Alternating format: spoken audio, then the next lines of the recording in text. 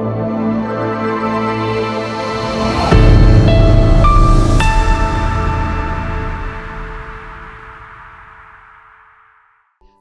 The lord. ప్రభునందు ప్రియులారా, బాగున్నారా? దేవుని యొక్క మంచి నామమును బట్టి ఈరోజు కూడా ప్రభు ఎంతో కృప చూపించి సహాయం చేశారు. ఈ నూతనమైన సంవత్సరంలో అప్పుడే 5 రోజులు లేక 6 రోజులు గడిచిపోయినాయి. మరి మనం ఎలాగున్నాము అని ఒకసారి పరిశీలన చేసుకోవాలి. గత దినాలలో ఉన్నట్లుగానే ఈ రోజును కూడా ఉన్నామా, లేకపోతే గత దినాల్లోని నడుచుకున్నట్లుగానే ఈరోజు కూడా నడుచుకుంటున్నామా? ఒకప్పుడు లోకాన్ని అనుసరించి నడుచుకున్నామేమో, ఇప్పుడు ఆత్మానుసారంగా నడుచుకోవాలని దేవుని వాక్యం కదా. మరి అలా నడుచుకుంటుంటే మంచిదే, మీరు ధన్యులు. అలాగనే నేను కూడా ధన్యుడనే. అలా నడుచుకోవాలి. ఎప్పుడు కూడా వాక్యము 2 అంచులు గల వాడి అయిన బలమైన జీవం కలిగిన ఖడ్గం. ఇది కేవలము వినేవాడినే కాదు, చెప్పేవాడిని కూడా సరిచేస్తూ ఉంటుంది. మీరు ఎంతైతే నేర్చుకుంటున్నారో ఆ సమయంలో దేవుడు నాతో కూడా మాట్లాడుతూ ఉంటారు. నేను ఏదైనా విషయాల్లోని ఒకవేళ క్రమంగా లేకపోతే తెలియకుండానే ఆ సందర్భంలో వచ్చే మాటలు నన్ను కూడా తాకుతూ ఉంటాయి. ఇది ఏదో సబ్జెక్టు లేకపోతే ఒక పాఠము అప్పచెప్పి వెళ్ళిపోవడానికి నేను రాను. దేవుని యొక్క వాక్యం నడిపిస్తూ ఉన్నప్పుడు కేవలం రెఫరెన్స్ మాత్రమే నేను ఎంచుకుంటాను. మాటలు మాత్రం దేవుడు ఇస్తూ ఉంటారు. ఆ మాటల్లోని అటు మిమ్మల్ని ఇటు నన్ను కూడా దేవుని వాక్యం సరిచేస్తూ ఉంటుంది. ఈ రోజున మనం ఎలా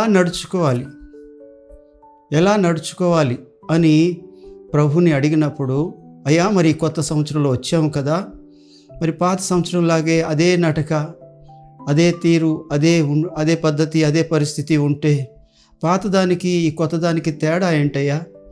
మరి ఎలా నడుచుకోవాలో నాకు కొంత దయచేసి సమాచారం మీ వాక్యంలోంచి ఇవ్వండి. మీరు నాతో మాట్లాడండి. అలాగనే అక్కడ నేను పలుకుతాను, ప్రజలందరితో మీరు మాట్లాడండి అని అడిగినప్పుడు ప్రభు కొన్ని మరి వాక్యాలు నాకు ఇచ్చారు. మనము ఎలా నడుచుకోవాలి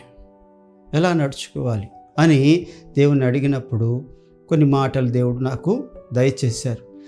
ప్రభు యొక్క సేవకుడైన అపోస్తుడైన పౌలు అంటాడు, నేను క్రీస్తును పోలి నడుచుకున్నట్లు మీరు నన్ను పోలి నడుచుకోండి అని అన్నారు. నేను క్రీస్తును పోలి, యేసు ప్రభు ఎలా నడుచుకోవడం అంటే ఈ భౌతికమైన నటక గురించి చెప్పట్లేదండి బైబిల్. ఆయన పెద్ద అడుగులేసి నడుస్తాడు, ఈయన అడుగులు చిన్న అడుగులు దగ్గరగా నడుస్తాడు. ఆయన స్పీడ్గా నడుస్తాడు, ఈయన స్లోగా నడుస్తాడు. ఆ నటక గురించి కాదండి బైబిల్ చెప్పేది. బైబిల్ దేని గురించి చెప్తుంది అనంటే యేసు ప్రభు యొక్క స్వభావం, యేసు ప్రభు యొక్క తీరు, యేసు ప్రభు యొక్క విధానం గురించి వాక్యం చెప్తుంది. ఆయన ఎలా నడుచుకున్నాడు. అపోస్తుడైన పౌలు అంటాడు, నేను క్రీస్తును పోలి నడుచుకున్నట్లుగా మీరును నన్ను పోలి నడుచుకోండి. ఇప్పుడు పౌలు గారు ఎలాగుంటాడో మనం చూడలేదు, ఎలా నడుస్తాడో చూడలేదు. యేసు ప్రభు ఎలాగుంటారో కూడా మనకు తెలియదు.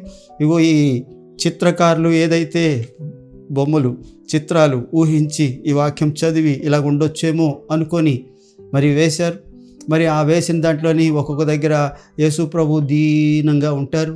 మరి ఇప్పటి కాలంలో వస్తున్న మరి చిత్రాలను చూస్తుంటే ఇంగ్లీష్ సినిమా హీరోలందరినీ యేసుప్రభుగా మనల్ని చూపిస్తున్నారు. చాలామంది తెలియక వాళ్ళే యేసుప్రభు అన్నట్టుగా ఫీల్ అవుతూ ఉన్నారు.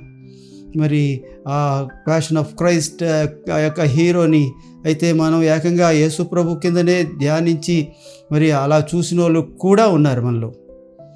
వాళ్ళు నడుచుకునే తీరు కాదండి బైబిల్లోని ఎలా చెప్పారో, యేసుక్రీస్తు ప్రభువారి గురించి వాక్యం ఏం చెప్తుందో అలాగా నడుచుకోవడానికి అపోస్తులైన పౌలు అన్నాడు, నేను క్రీస్తును పోలి నడుచుకుంటున్నాను, అలాగనే మీరు కూడా ఆయనను పోలి నడుచుకోండి అని. అందులో కొన్ని మాటలు ఈ రోజున మీ ముందు ఉంచడానికి నేను ఇష్టపడుతున్నానండి. మొదటిగా గలతీ పత్రికలో 5వ అధ్యాయంలో 16వ వచనములో ప్రభు ఇలాగా వ్రాయిస్తున్నారండి. గలతీ పత్రిక 5వ అధ్యాయము 16వ వచనంలో చూసినట్లయితే, నేను చెప్పునదేమనగా ఆత్మానుసారంగా నడుచుకొనుడి, అప్పుడు మీరు శరీరేచ్ఛలను నెరవేర్చరు.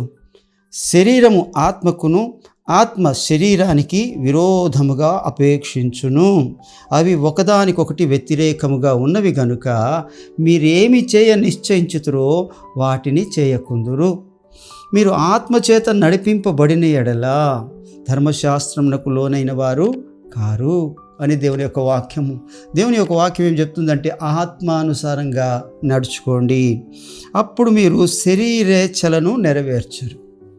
శరీరము ఆత్మ ఎప్పుడు విరోధంగానే ఉంటుంది. శరీరము ఆత్మకు లోబడదు, ఎంత మాత్రము లోబడదు. ఆత్మ ఏమంటుందంటే మనం దేవునితో సహవాసం చేద్దాం అంటది. శరీరం ఏమంటుందంటే మనం లోకంతో సహవాసం చేద్దాం అంటది. ఆత్మ ఏమంటుందంటే ఇప్పుడు మనం ప్రార్థన చేసుకుందాం అంటది. శరీరం ఏముంటుంది, కాసేపు కొన్ని రీల్స్ చూసుకుందాం అంటది, లేదా ఒక సినిమా చూద్దాం అంటది, లేదా ఒక సీరియల్ చూద్దాం అంటది. ఆ ఆత్మ చెప్పిన ప్రతి దానికి వ్యతిరేకంగానే ఉంటుంది శరీరం. మరి ఏం చేయాలి అని అంటే, అపోస్తుడైన పౌలు అంటాడు, నా శరీరము నేను లోబరుచుకుంటున్నాను, దానిని మరి చితక కొట్టి నేను దాన్ని మరి నాకు లోబడేలాగా చేసుకుంటున్నాను అంటాడు. ఎలా చేత కొడతావయ్యా దాన్ని అని అంటే, ఉపవాస ప్రార్థనలతో, మోకాళ్ళ ప్రార్థనలతో, రాత్రంతా దేవుని సన్నిధిలో గడుపుతూ, ప్రభుతో సహవాసం చేస్తూ నేను శరీరాన్ని బాగా లోపరుచుకుంటాను. ఈ రోజున నువ్వు ఆత్మానుసారంగా నడుచుకుంటున్నావు, శరీరానుసారంగా నడుచుకుంటున్నావు, లోకంలో ఎవ్వరికీ తెలియదు, నాకు తెలీదు, నీతో ఉన్నవాళ్ళకి కూడా బహుశా తెలియకపోవచ్చు. కానీ నీ ప్రభువుకి, నా ప్రభువుకి తెలుసు. ఆయనకి మరుగై ఉన్నది ఏదీ లేదని నీవు ఎరుగుదువు కదా. ఇక్కడ దేవుని యొక్క వాక్యం ఏం చెప్తుందంటే, ఆత్మానుసారంగా నడుచుకోండి, అప్పుడు శరీరేచ్ఛలను మీరు నెరవేర్చరు. ఇంతకీ శరీరేచ్ఛ అంటే ఏంటి అంటే, ఇదే 5వ అధ్యాయంలో 19వ వచనంలో రాశాడు చూడండి. శరీర కార్యములు స్పష్టమై ఉన్నవి, అవి ఏవనగా జారత్వము, అపవిత్రత, కామకత్వము, విగ్రహ ఆరాధన, అభిచారము, ద్వేషము, కలహము, మత్సరము, క్రోధము, కక్ష, భేదము, విమతము, అసూయ, మత్తతలు, అల్లరితో కూడిన ఆటపాటలు మొదలైన వాటిని గూర్చి అంటాడు ఇక్కడ. ఇవన్నీ శరీర కార్యాలు. ఇవన్నీ ప్రస్తుతానికి అందరి జీవితాల్లోని ఏదో ఒక రకంగా, అన్నీ కాకపోయినా కొన్నైనా మరి వాటి క్రియలు చేయడానికి శరీరాన్ని అవి ప్రేరేపిస్తాయి. మత్తయిలోనంటాడు, ఏమి తిందుమా, ఏమి తాగుదుమా, ఏమి ధరించుకుందుమా అని మీ శరీరాన్ని గురించి ఆలోచించుకోవద్దు అంటాడు. శరీరానుసారంగా నడిస్తే మనము చావవలసిన వారము అంటాడు అపోస్తుడైన పౌలు. చూడండి, రోమీయులకు రాసిన పత్రిక 8వ అధ్యాయంలో మరి ఆ అద్భుతమైన మాట, మరి దైవ సేవకుడు దేవునిని పోలి నడుచుకుంటున్నవాడు మరి మన కోసం రాయించిన ఆ మంచి మాటను మీ కొరకు నేను చదువుతాను. 8వ అధ్యాయము 6, 7 వచనాలు. శరీరానుసారమైన మనసు మరణం, ఆత్మానుసారమైన మనస్సు జీవమును సమాధానమునై ఉన్నది. ఏలయనగా శరీరానుసారమైన మనసు దేవునికి విరోధమై ఉన్నది, అది దేవుని ధర్మశాస్త్రమునకు లోబడనేరదు, ఏ మాత్రము లోబడనేరదు. ఆ పైన 5వ వచనం కూడా చదువుతున్నాను చూడండి. శరీరానుసారులు శరీర విషయాలను మనస్కరిస్తారు, ఆత్మానుసారులు ఆత్మ విషయాలను మనస్కరిస్తారు.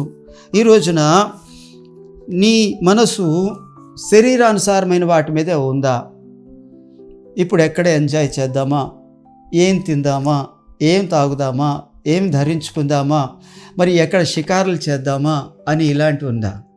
ఆత్మానుసారమైన మనసు దేవుని సన్నిధిని వెతుక్కుంటూ ఉంటుంది ఎప్పుడు కూడా. ఆత్మానుసారమైన మనసు దేవుని యొక్క పనులను వెతుకుతూ ఉంటుంది. ఆత్మానుసారమైన మనసు దేవునిలాగా జాలి కలిగి ఉంటుంది. ఆత్మానుసారమైన మనసు ఎవరి కోసం ప్రార్థన చేద్దామా అని దీనులను వెతుకుతూ ఉంటుంది. మరి ఆ మోకాళ్ళ మీదకి వెళ్ళిపోతూ ఉంటుంది, కన్నీళ్లతో గడుపుతూ ఉంటుంది. ఆత్మానుసారంగా మీరు నడుచుకున్నప్పుడు ఆత్మ బలం పొందే కొద్దీ శరీరం బలహీనమైపోతుంది. అందుకనే అపోస్తుడైన పౌలు అంటారు, మా బాహ్య పురుషుడు కృషించుచున్నను, మా అంతరంగ పురుషుడు అనగా ఆత్మ పురుషుడు దినదినము బలం పొందుతున్నాడంట. ఈ రోజున దేవుడు నీతో నాతో మాట్లాడుతుంది ఏంటంటే, ఆత్మానుసారంగా నడుచుకుంటున్నారా? మొదటిగా అడుగుతున్న ప్రశ్న, ఆత్మానుసారంగా ఉన్నాయా? మీ పనులు ఎలాగున్నాయో ఉదయం నుంచి సాయంత్రం వరకు దేవునికి ఇష్టమైన పనులు ఈరోజు ఎన్ని చేశారు? దేవునికి సమీపంగా ఎంత సమయం గడిపారు? దేవునికి మనుషులకి కూడా మరి ప్రయోజనకరంగా ఏం చేశారు అని మిమ్మల్ని మీరే ప్రశ్న వేసుకోండి. నిన్నటి దినమున నేను ఎవరికైనా ప్రయోజనంగా ఉన్నానా? ఏదైనా ప్రయోజనకరమైన పని చేశానా? ఆత్మలో ఆనందించే పని చేశానా? నాకైనా సంతోషం కలిగే పని నేను చేసుకున్నానా అని ఒకసారి ఆలోచించండి. దేవుని యొక్క పనులండి. మరి అలాంటి పని చేస్తే, ఆత్మానుసారంగా నువ్వు నడిస్తే దేవుని యొక్క వాక్యం చెప్తుంది, అప్పుడు శరీరానుసారంగా నువ్వు నడుచుకోలేవు. శరీరం బలహీనం అయిపోతుంది, శరీరపు కోరికలు చచ్చిపోతాయి, ఇక శరీరానుసారంగా నడుచుకోవు. అందుకని ఎప్పుడు కూడా దేవునికి దగ్గరగా ఉండాలి. దేవునికి దగ్గరగా ఉంటే పరిశుద్ధాత్మ దేవుడు నీలోని మరి ఎప్పుడు కూడా బలంగా పనిచేస్తూ నిన్ను నడిపిస్తూ ఉంటాడు. ఈ రోజున దేవుని యొక్క వాక్యాన్ని బట్టి నువ్వు ఎలా నడుచుకోవాలి అని అంటే, దేవుని వాక్యం చెప్తుంది ఆత్మానుసారంగా నడుచుకోవాలి. కీర్తనకారుడు కూడా అంటాడు కదా, దుష్టుల ఆలోచన చొప్పున నడువక. ఆడు ఎలా నడిపిస్తాడంటే పాపంలోనికి నడిపిస్తాడు. అపహాసకులు కూర్చుండు చోటను కూర్చుండక. మరి ఎప్పుడైతే మరి దేవుని యొక్క సన్నిధిలోని దుష్టుల ఆలోచన చొప్పున నడవకుండా, అపహాసకులు కూర్చుండే చోట కూర్చుండకుండా, మరి ఎప్పుడైతే నిన్ను నువ్వు కట్టడి చేసుకుంటావో, ఎప్పుడైతే నిన్ను నువ్వు కాపాడుకుంటావో, మరి ఆ రోజున దేవుని యొక్క ఆత్మ ఆనందిస్తుంది నీలో. పరిశుద్ధాత్మ దేవుడు ఆనందిస్తాడు. ఎందుకు అంటే ఆ పాతోడు లేడు, ఇప్పుడు ఆత్మానుసారమైనడు ఉన్నాడు నీలో. అందుకే దేవుని వాక్యం ఏం చెప్తుందంటే, ఆత్మానుసారంగా నడుచుకోండి, అప్పుడు శరీర క్రియలను మీరు నెరవేర్చరు. ఇక రెండోది చూసినట్లయితే ఎఫెసీ పత్రిక 5వ అధ్యాయము 1వ మాట ఇలాగ రాయబడి ఉంది, కావున మీరు ప్రియులైన పిల్లల వలె దేవుని పోలి నడుచుకోండి. మొదటి ఆత్మానుసారంగా నడుచుకోండి. ఇప్పుడు దేవుని యొక్క వాక్యం చెప్తుంది, మీరు ప్రియులైన పిల్లల వలె దేవుని పోలి నడుచుకోండి. దేవుడు ఎలా ఉంటాడు? దేవుడు ఎలా ఉంటాడంటే బైబిల్ స్పష్టంగా చెప్పేసింది, దేవుడు ప్రేమ స్వరూపి.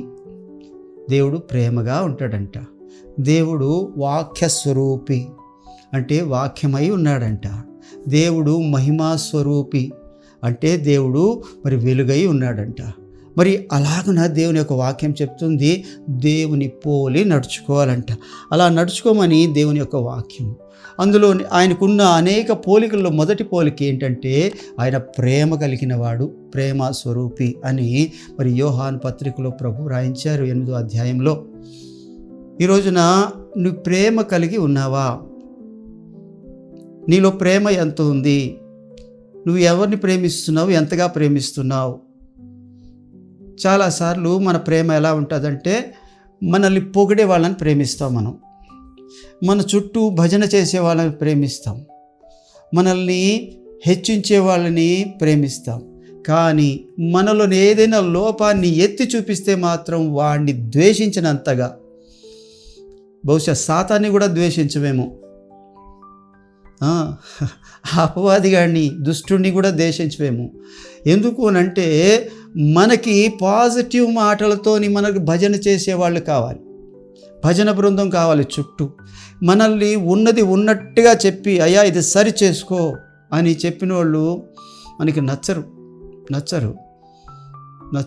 నువ్వు ఎప్పుడైతే అలాంటివి ఎవరైనా సరే చెప్తే, అంటే కొంతమంది చెడ్డ మనసుతో చెప్తారు, దానిని పట్టించుకోమని చెప్పట్లేదు. కానీ దేవుడు ఏమంటాడంటే ప్రేమించమంటున్నాడు. ఎవరిని ప్రేమించాలయ్యా అంటే ముగ్గురిని ప్రేమించమంటున్నాడు. ఒకటి, నిర్గమాకాండము 20వ అధ్యాయం ప్రకారము దేవుడు చెప్పిన మాట ఏంటంటే, నీ దేవుడైన యెహోవాను నీ పూర్ణ మనస్సుతో, నీ పూర్ణ ఆత్మతో, నీ పూర్ణ బలముతో, నీ పూర్ణ వివేకముతో నీ దేవుణ్ణి ప్రేమించాలి అని ప్రభు యొక్క వాక్యము. ఇది ఆజ్ఞ ఇచ్చిన 10 ఆజ్ఞల్లో మొదటి ఆజ్ఞ, ముఖ్యమైన ఆజ్ఞ, ప్రాముఖ్యమైన ఆజ్ఞ, దేవుడు చెప్తున్న ఆజ్ఞ. నేను తప్ప ఇంకెవరు ఉండకూడదు నువ్వు ప్రేమించే వారిలో. అబ్రహాము తన కుమారుణ్ణి ఎక్కువ ప్రేమించాడు. నాకంటే ఎక్కువ ప్రేమిస్తాడా తన కుమారుణ్ణి? నన్ను అంతగా ప్రేమించడా అని ప్రభు అనుకున్నారు. అనుకొని ఎవరిని ప్రేమిస్తున్నాడో కనుక్కుందామని, ఇగో మీ అబ్బాయిని నాకు నేను చూపించే స్థలంలో దహన బలిగా అర్పించు అన్నారు ప్రభు. అర్పించు అన్నారు కానీ స్థలం చెప్పలేదు. నేను చూపించబోయే స్థలం అన్నారు. ఒక 3 రోజులు ప్రయాణం అలాగే సాగుతుంది, కానీ ఎక్కడ కూడా ప్రభు మాట్లాడలేదు, ఏమీ చెప్పలేదు. ఎవరిని ప్రేమిస్తున్నాడు? నన్ను ప్రేమించి నా ఆజ్ఞలు గైకొంటాడా, లేక కుమారుని ప్రేమించి నన్ను బ్రతిమలాడుకొని అయ్యా ఇది న్యాయమేనా అని ప్రార్థన చేస్తాడా అని చూడ్డానికి ప్రభు విడిచిపెట్టారు. ఇస్సాకు కూడా అదే అవకాశం. ఇస్సాకు తెలియట్లేదు నాన్న ఎక్కడ తీసుకెళ్తున్నాడో, నాన్న ఏం చేస్తున్నాడో తెలియట్లేదు. అయినా సరే లోబడి వెళ్తున్నాడు. నాన్నని బట్టి దేవుణ్ణి ప్రేమించి వెళ్తున్నాడు. అక్కడికి వెళ్ళారు, ఆ పర్వతం దగ్గరికి వెళ్ళారు, పైకి తీసుకొని వెళ్ళారు. అక్కడ కూడా ఏమీ చెప్పలేదు ప్రభు. అప్పుడు కూడా నా అబ్రహాము దేవుణ్ణే ప్రేమిస్తున్నాడు. మరి ఆ పైకి తీసుకెళ్ళిన తర్వాత కాళ్ళు చేతులు కట్టినప్పుడు కూడా దేవుడు ఏం చెప్పలేదు. కత్తి ఎత్తి వధించడానికి ఇష్టపడినప్పుడు కూడా దేవుడు ఏమీ చెప్పలేదు.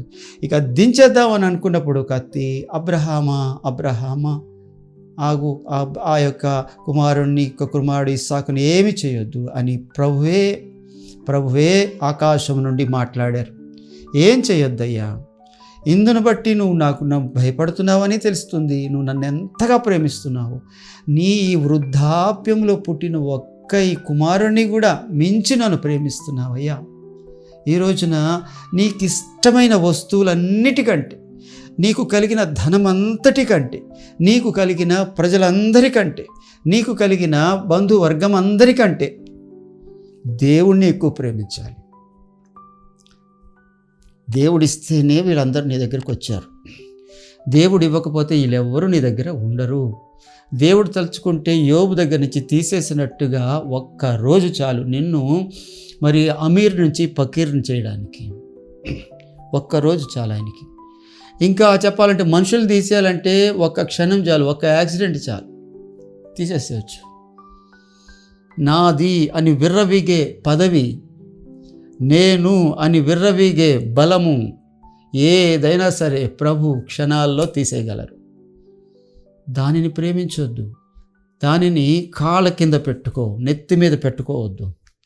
కాళ్ళ కింద పెట్టుకుంటే అది నీకు ఎప్పటికీ పైకి లేపుతూ ఉంటాయి. ఆ ధనం నిన్ను పైకి లేపుతుంది, ఆ పదవి నిన్ను పైకి లేపుతుంది, ఆ బలం నిన్ను పైకి లేపుతుంది, ఆ జ్ఞానం నిన్ను పైకి లేపుతుంది. వాటిని కానీ తల మీద పెట్టుకున్నావా నేలకని చేస్తాయి అవి. కానీ దేవుణ్ణి తల మీద పెట్టుకో. ఆయన ఇంకా హెచ్చింపబడాలని, నిన్ను తక్కువ హెచ్చుకుంటా, నిన్ను ఎంత హెచ్చిస్తే అంత ఆయన పైకి వెళ్తారని నిన్ను హెచ్చించడం మొదలు పెడతారు ప్రభు.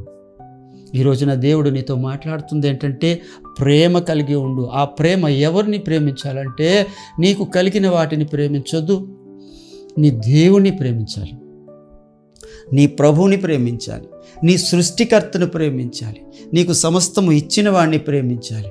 ప్రేమ కలిగి నువ్వు నడుచుకున్నప్పుడు, దేవుని యొక్క సన్నిధిలో మొదటిగా దేవుణ్ణి ప్రేమించినప్పుడు, ప్రియ సహోదరుడా నిజంగా చెప్తున్నాను, ఇక్కడ నుండి వస్తున్నాయి నా మాటలు. ఆయన్ని హెచ్చించినప్పుడు నన్ను ఘనపరచువారిని నేను ఘనపరుస్తానన్నాడు. నన్ను ప్రేమించే వారిని ఆస్తికర్తలుగా చేస్తానన్నాడు. నన్ను ప్రేమించే వారికి నేను ప్రేమిస్తానన్నాడు. ఎన్నో వాగ్దానాలు ఉన్నాయి ఆయన ప్రేమిస్తే. ఈ రోజున దేవుడు అంటాడు నువ్వు ప్రేమ కలిగి నడుచుకోవాలి. రెండోది ఎవరిని ప్రేమించాలంటే నీ పొరుగువాడిని ప్రేమించాలి. నీ పొరుగువాడిని ప్రేమించినప్పుడు దేవుడు చేసిన పని నువ్వు చేసినట్లు. ఏంటి ఆ దేవుడు ఎలా చేశాడు, ఏం చేశాడు అని అంటావేమో.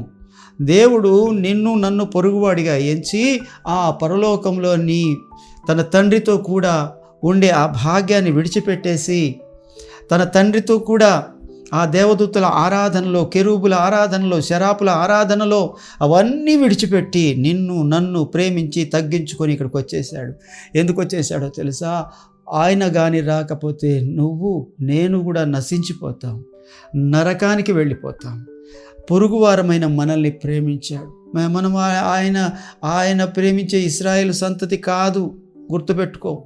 మనము అన్య జనాంగము నుండి పిలువబడిన వారం, పొరుగువారం. మనల్ని ప్రేమించాడు ప్రభు. ప్రేమించి మన కోసం ప్రాణం పెట్టడానికి వచ్చాడు. ఈ రోజున నేను నీకు ఈ వాక్యాన్ని బట్టి ప్రతిమలాడుతూ హెచ్చరిస్తుంది ఏంటంటే, నీ పొరుగువాడిని ప్రేమించు. నీ పొరుగువాడిని ప్రేమించడం ధర్మశాస్త్రాన్ని నెరవేర్చడం. నీ పొరుగువాడిని ప్రేమించడం దేవుని ఆజ్ఞను నెరవేర్చడం. ఎందుకనంటే యోహాను సువార్త 13వ అధ్యాయము 33-34 వచనాల్లో ఆ మాట రాసి ఉంది. మీకు కొత్తగా నేను ఆజ్ఞ ఒకటి ఇస్తున్నాను, అదేంటంటే నిన్ను వల్ల నీ పొరుగువాడిని ప్రేమించు. పాత నిబంధనలోని ఉంది, కొత్త నిబంధనలోని కూడా ఉంది. నీ పొరుగువాడిని నువ్వు ప్రేమించాలి, నీ దేవుని నువ్వు ప్రేమించాలి. అలాగే మూడోది ఎవరిని ప్రేమించాలో తెలుసా? నీ శత్రువుని ప్రేమించాలి. మత్తయిలోని అంటారు ప్రభు, నిన్ను ప్రేమించే వాళ్ళనే నువ్వు ప్రేమిస్తే నువ్వు ఎక్కువ చేసిందే ఉంది. నిన్ను ద్వేషించే వాళ్ళని ద్వేషిస్తే నువ్వు ఎక్కువ చేసిందే ఉంది. లోకస్తులు కూడా అలా చేస్తున్నారు కదా, లోకస్తులు కూడా అలాగే ఉంటున్నారు కదా. ఇక నువ్వు చేసిందే ఉంది ఇందులో? ఆలోచిస్తున్నావా?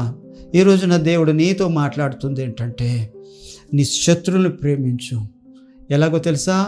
నా ప్రభు, మన ప్రభు చెప్పిన మాట ఒక్కసారి జ్ఞాపకం చేసుకో. తండ్రి, వీరేం చేస్తున్నారో వీరికి తెలియదు గనుక వీరిని క్షమించయ్యా. అది ఎలాంటి ప్రార్థన, అది ఎలాంటి పరిస్థితుల్లో చేస్తున్న ప్రార్థన. వాళ్ళు శత్రువులు, సిలువ వేసిన వాళ్ళు, కొరడాలతో కొట్టిన వాళ్ళు, మరి ఆ యొక్క మేకులు కాళ్ళల్లో చేతుల్లో దిగ్గొట్టిన వాళ్ళు, ఏవో ముళ్ళ కిరీటం పెట్టి యూదుల రాజా నీకు శుభమని ఎగ్గత్తాళి చేసిన వాళ్ళు, గడ్డం పెరికిన వాళ్ళు, ముఖం మీద ఉమ్మి వేసిన వాళ్ళు, వాళ్ళ కోసం ప్రార్థన చేస్తున్న ప్రభు, నీ ప్రభు, నా ప్రభు. నువ్వు ప్రేమ కలిగి నడుచుకోవాలి సుమా. ఇదిగో ఈ మధ్యకాలంలోనే మరి అమెరికాలోని ఒక దైవ సేవకుడిని తుపాకీతో కాల్చారు, క్రిక్ గారు. మరి వారి భార్య, ఆమె తలుచుకుంటే ఆ వ్యక్తిని మరి చట్టానికి అప్పగించవచ్చు. కానీ ఆమె అన్నది, నేను ఆమెను క్షమిస్తున్నాను. ఒకవేళ అలా చేస్తే ఆయన నరకానికి వెళ్ళిపోతాడు, నా క్షమాపణ ద్వారా ఆయన మారు మనసు పొందితే అంతే చాలు అన్నది. అలాగో మన భారతదేశంలోనే అనేక మంది దైవ సేవకులు చంపుతూనే ఉన్నారు. బందెల రాజారత్నం గారిని చంపేశారు. ఆయన కూడా చివరి క్షణాల్లో చెప్పాడంట, ఆ సహోదరుని ఏమి అనొద్దు మీరు అని. ఇదిగో మన భారతదేశంలోని ఒరిస్సా రాష్ట్రంలోని మరి కుష్ఠరోగస్తులకు మరి పరిచర్య చేయడానికి విదేశాల నుండి వచ్చిన దైవ సేవకుడు ఒక ఆయన, గ్రహం స్టెయిన్స్. ధారాసింగ్ అనే ఆయన అస్సలు జాలి కనికరం లేకుండా నిద్రపోతున్న వాళ్ళని వ్యాన్లోనే పెట్టి తగలబెట్టేస్తే వాళ్ళ భార్య, కుమార్తె క్షమించారు. ప్రేమ.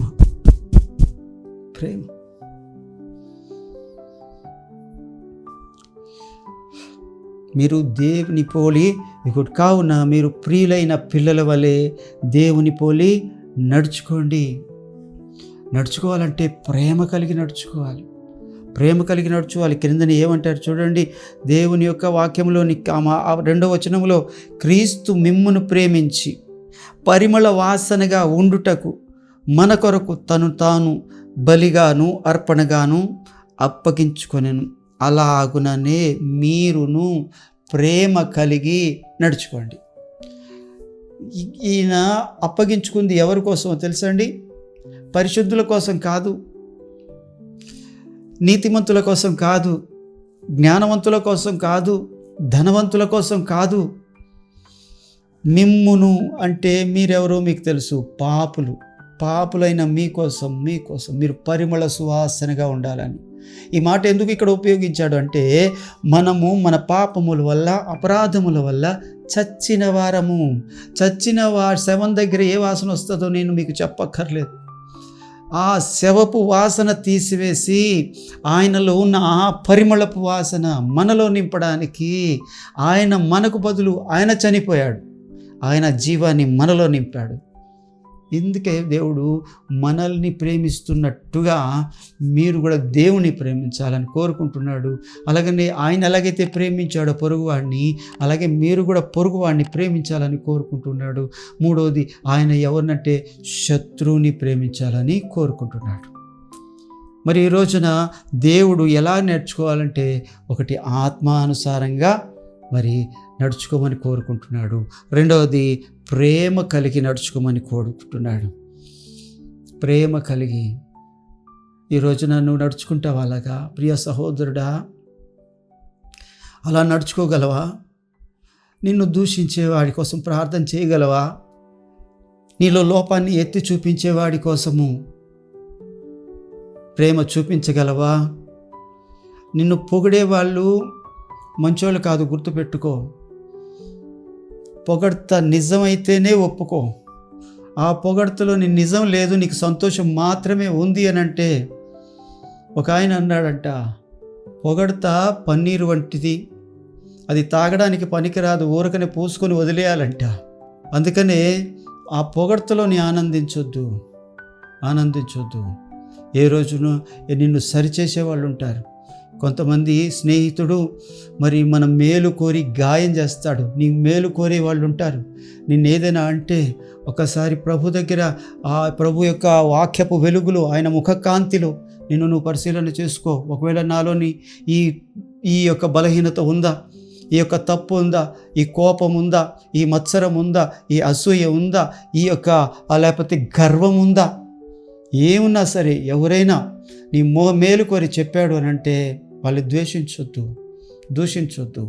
ఆ మనిషి నిన్ను కానీ ఒకవేళ తప్పు చేయాలని, ఇబ్బంది పెట్టాలని అలా చేస్తే ఆ మనిషిని పట్టించుకోవద్దు, వదిలిపెట్టేసే. కానీ ప్రార్థించు, ప్రభువా ఈయనని కూడా ప్రేమించే శక్తి నాకు ఇవ్వు అని అడుగు. ఆయనని కూడా ప్రేమించే శక్తి దేవుడిస్తాడు నీకు. ఎందుకంటే మనకి దేవుని పోలి నడుచుకోవాలంటే దేవుని మనసే రావాలి. దేవుని కలిగి ఉంటేనే మనం ప్రేమించగలం. మన మనసుతోనైతే ఖచ్చితంగా నేను గట్టిగా దేవుని యొక్క వాక్యం మీద చెయ్యేసి చెప్పగలను, ప్రేమించలేం.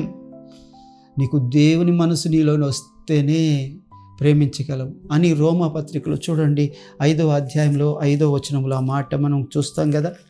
5వ అధ్యాయం 5వ వచనంలో, మనకు అనుగ్రహింపబడిన పరిశుద్ధాత్మ ద్వారా దేవుని ప్రేమ మన హృదయములలో కుమ్మరింపబడి ఉన్నది గనుక ఈ నిరీక్షణ మనల్ని సిగ్గుపరచదు. దేవుని యొక్క ఆత్మ ఎప్పుడైతే మనలో వస్తుందో ప్రేమ అప్పుడు కలిగి జీవిస్తామంటండి. ఒకవేళ దేవుని ఆత్మ నీలో లేకపోతే, దేవుడు నీలో లేకపోతే నువ్వు ఎవరిని ప్రేమించలేవు. నీ స్వభావం నీకు తెలుసు, నా స్వభావం నాకు తెలుసు. మనది ప్రేమ స్వభావం కాదు. మనల్ని ఒక్కటంటే మనం 4 అంటే అంటగట్టాలి ఆడికి. మనల్ని ఒక్కటి తిడితే 4 తిట్టాలి, ఒక్కటి కొడితే 4 కొట్టాలి అనే స్వభావం మంది. కానీ ప్రభు స్వభావం అలా కాదు. శత్రువుల్ని ప్రేమించే స్వభావం, శత్రువుల కొరకు ప్రార్థించే స్వభావం, శత్రువుల్ని ఆ నరకము నుండి విడిపించాలనుకునే స్వభావం. ఈ రోజున మొదటిగా నువ్వు ఆత్మానుసారంగా నడుచుకో. రెండవది, ప్రేమ కలిగి నడుచుకో. ఇక మూడవది చూసినట్లయితే